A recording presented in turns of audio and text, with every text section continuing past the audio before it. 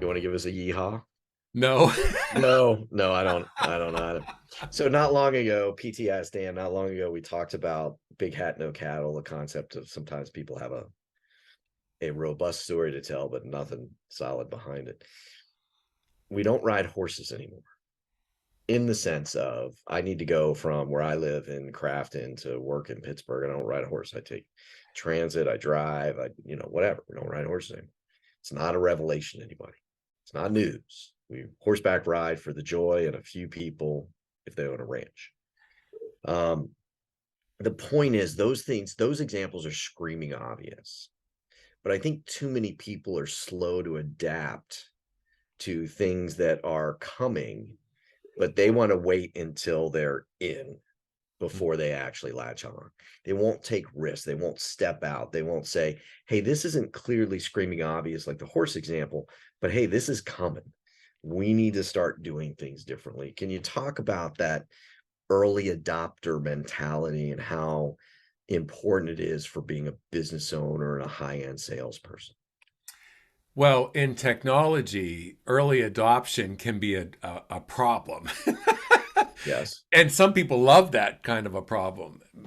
In sales or in business, early adoption can actually be a savior. It can actually transform Yeah. your entire business. So we have to see where we're going to use Sure. this.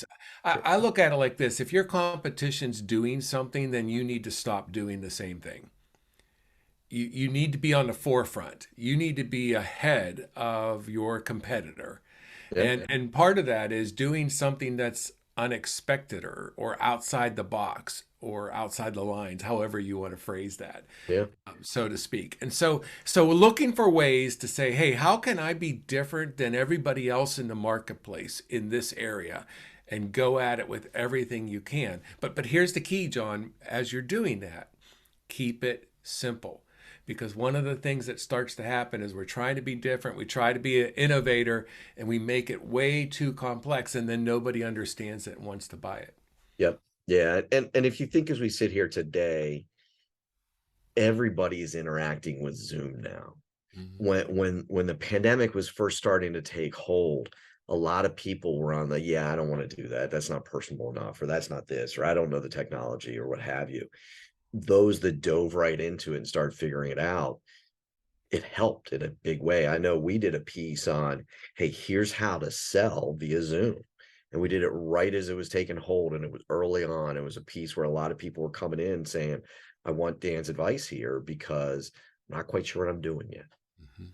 And so to your point, it can be destructive if you're not careful, but be different, get the help and support you need, and take some risk. It's okay. One last thing on that, because that's a great example, and yet I will have calls with people where their camera is shooting right up their nose, or Yes. it's just horrible. And my thought is, are you kidding me? We're 2.5 years into when most people started doing Zoom. Why does it look like that for you? Change everything, get Yep. better at it. And so Yep. people are starting to fall behind on that, and it gives them a bad impression. So sometimes if you're not in the forefront of stuff, you at least have to get caught up. Yes. No doubt. All right. On that note, we'll see you again tomorrow. Take care.